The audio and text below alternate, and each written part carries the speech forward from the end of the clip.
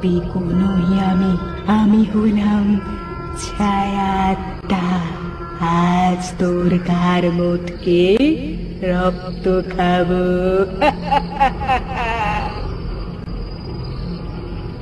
কি কি এই এই কে আছো? বাঁচাও! পিকুর পিকুর ঘাড়ে ভূত ভর করেছে, বাঁচাও! কে আছো?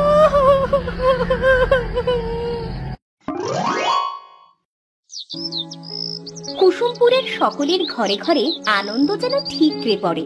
কারো ঘরে অভাব নেই, সকলেই নিজেদের জীবনে ভালোই ছিল। কিন্তু হঠাৎ হলো এক দুর্যোগ। ওই দিকটায় তো কখনো কোনো গাছ লাগায়নি, দেখে মনে হয় কেউ এর আগে ওখানে কিছু লাগায়নি। যাই, এই সুযোগে জমিটুকু কাজে লাগায়, শাবল দিয়ে মাটি খুঁড়ি।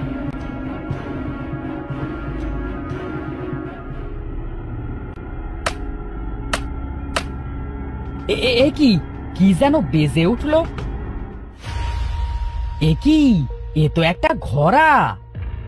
মাটির ঘোড়া পেয়ে বিকাশ খুশি হবে নাকি ভয় পাবে বুঝতে পারছে না, কারণ সেই সময় ভয়ানক ছায়াদের ঘোড়ায় বন্ধ করে মাটিতে পুঁতে রাখা চলছিল।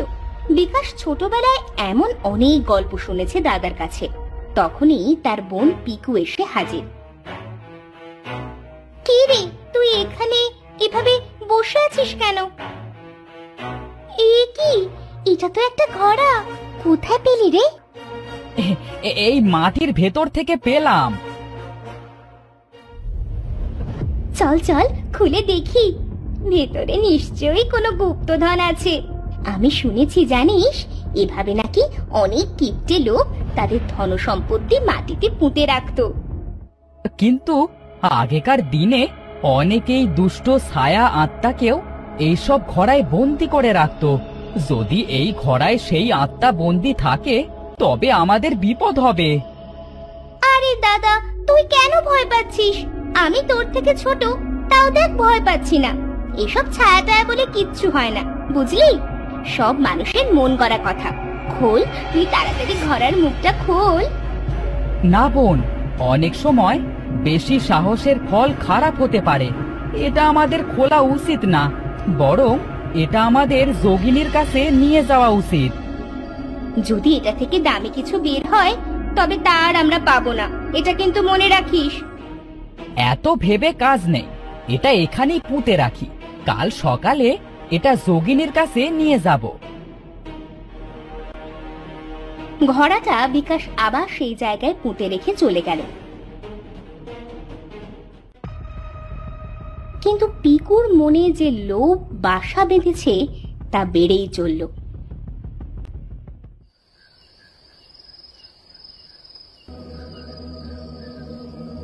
সন্ধ্যায় যখন সকলেই তাদের ঘরে চলে গেল, তখন পিকু কি করলো দেখুন।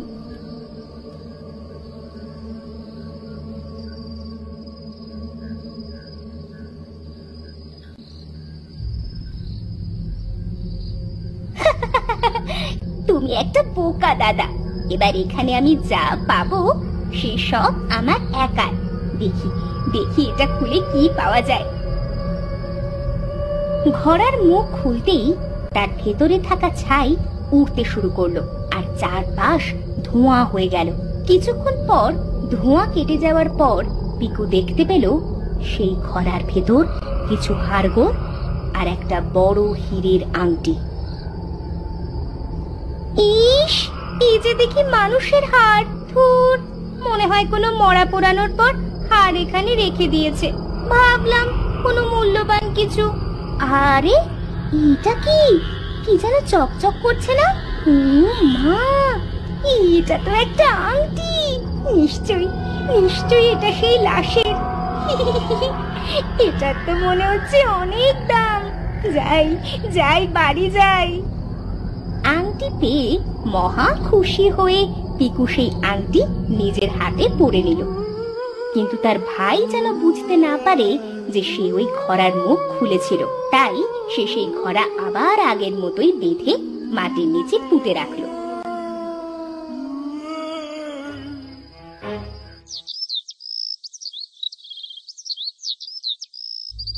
পরদিন বিকাশ সেই ঘোড়া নিয়ে গেল যোগিনীর কাছে।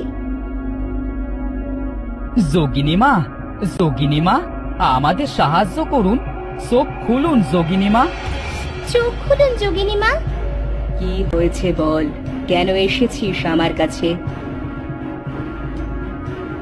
এই ঘোড়াটা মাটির নিচ থেকে পেলাম, এই ঘোড়া খোলবার সাহস পাচ্ছি না। আপনি এই ঘোড়া দেখে বলুন এটা অভিশপ্ত কোনো কিছু কিনা।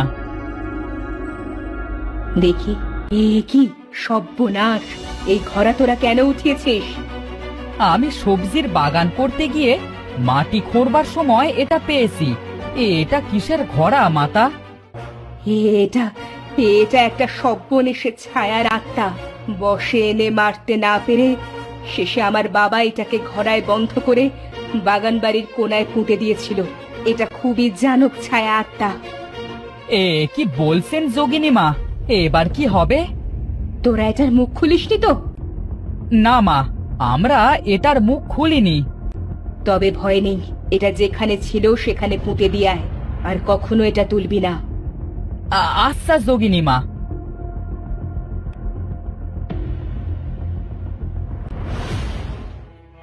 বিকাশ মাটির ঘোড়া আবার যথাস্থানে রেখে দিল। অন্যদিকে পিকু হেসেই কুল পায় না।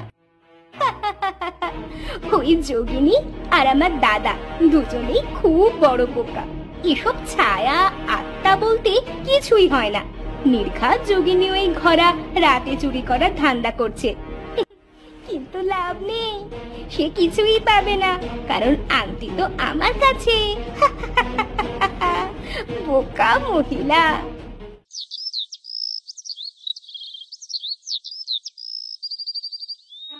পরদিন সকালে হঠাৎ সকল লোকজন এক স্থানে জড়ো হয়ে দাঁড়িয়ে আছে।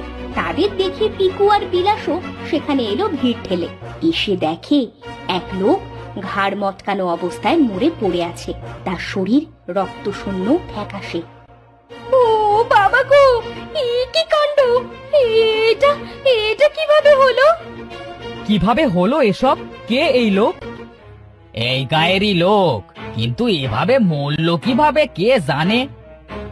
দেখে মনে হচ্ছে কেউ ঘাড় মোটকে রক্ত খেয়ে ফেলে রেখেছে। আমাদের উচিত যোগিনী মাকে ডাকা, একমাত্র তিনি পারবেন সমাধান দিতে। বাপরে, কি বিপত্তি নামলো আমাদের এই সুন্দর গায়ে কে জানে। আমি যোগিনী মাকে ডেকে নিয়ে আসছি। বিকাশ যোগিনী মাকে ডেকে আনলো। তিনি এসে প্রায় আঁতকে উঠল। দেখি, সরো সবাই, দেখতে দে আমায়। এই সরো সবাই, যোগিনী মা এসেছেন। হায় হায়, এ কি কাণ্ড! এ তো এক ভয়ানক দুষ্টু ছায়া আত্মার কাজ। সেই লোককে মেরে ফেলেছে। কিন্তু যোগিনী মা, এই আত্মা কিভাবে এলো এই গায়ে? তোরা সত্যি করে বলতো, ওই ঘোড়ার মুখ খুলিসনি তো? না যোগিনী মা, আমরা খুলিনি। তবে আমায় আজ রাতে ধ্যানে বসতে হবে। আমি যোগ বলে দেখব এই আত্মা কোথায় আছে। তোরা এখন এই লোকটাকে নিয়ে তার পরিবারের কাছে যা।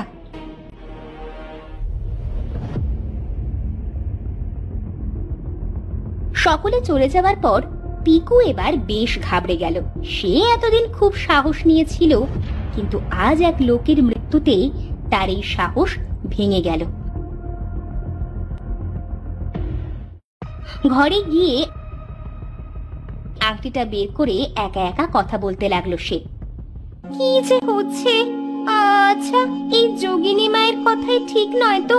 আমি তো এই ঘোড়াটা খুলেছি, এবার কি হবে? আমার কি বলে দেওয়া উচিত সবাইকে? না, এখন কাউকে কিছু বললে সকলেই আমাকে বকবে। আমি কাউকে কিছু বলবো না, ঘুমিয়ে পড়ি বাবা। রাতে পাশের বাড়ির মালতী তার এক হাঁস খুঁজে না পেয়ে বাইরে খুঁজতে লাগলো। হঠাৎ সে দেখলো পিকু লাল চোখে তার সামনে দাঁড়িয়ে আছে। পিকুর চোখ বেয়ে পড়ছে রক্ত, সামনের দুটো দাঁত বড় হয়ে গেছে রক্ত চোষার মতো। কি পিকু, তুই তুই এখানে এভাবে? কি রূপ তোর পিকু? পিকু নই আমি হলাম ছায়াটা। আজ তোর গার মোটকে রক্ত খাবো।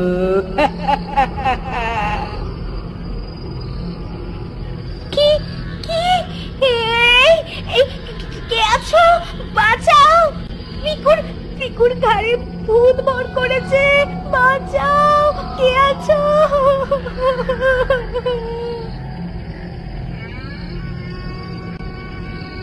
হঠাৎ পিছন থেকে পিকুর শরীরে মন্ত্রপুত জলের ছিটে দিয়ে পিকুকে অজ্ঞান করে দিল যোগিনী। তার সাথে দাঁড়িয়ে আছে বিকাশ নিজে। তাড়াতাড়ি তাড়াতাড়ি ওকে ধরে নিয়ে বেঁধে ফেল। ও শুধু কিছুক্ষণের জন্য অজ্ঞান হয়েছে মাত্র।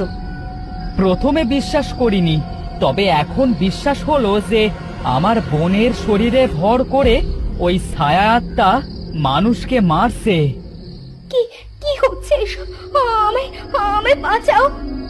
ভয় পাস না, পিকুকে ধরে তোরা বেঁধে ফেল। আমি এখানে যজ্ঞের আয়োজন করছি।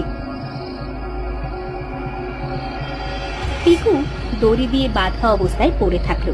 যোগিনী তার সামনে বসে চালাতে লাগলো সব যজ্ঞ। একসময় পিকুর শরীর থেকে বেরিয়ে এলো এক ভয়ানক লাল ছায়া আত্মা। ছেড়ে দে আমায়, সব কথাকে খেয়ে ফেলবো। ছেড়ে দে বলছে। তুই এই মেয়েটার শরীরে এলে কিভাবে? তোর বাস কোথায়? বলবো কেন? কিচ্ছু বলবো না তোকে, কিচ্ছু না।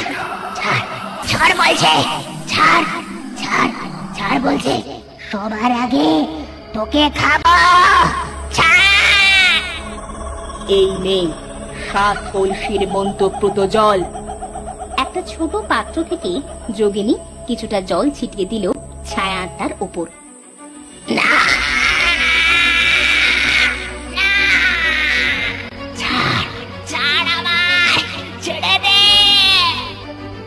আগে বল তুই কে? কোথায় তোর বাস? কিভাবে এলি? বলছি আমি 200 বছরের পুরনো ছায়া আত্মা। যখন যাকে পেতাম ধরে রক্ত চুষে খেতাম। একদিন এক বুড়ো এসে আমায় ঘোড়ায় বন্দি করে ফেলে মাটির নিচে রেখে দেয়। সেদিন ওই ছোকরাটা মাটি খোঁড়ার পর এই মেয়েটা এসেছিল, এসে এই ঘোড়াটা খুলেছিল। যদি কোনো ছায়া আত্মাকে কেউ ঘোড়ায় বন্দি করে তবে কোনো মূল্যবান বস্তু দিয়ে বন্দি করতে হয়। আমার ঘোড়ার মূল্যবান বস্তু হলো ওই মেয়ের হাতের আংটিটা। ওটাই আমার শক্তি। বিকাশ, ওই আংটি পিকুর হাত থেকে এক্ষুনি খুলে নেই, আর ওই ঘোড়াটা নিয়ে আয়।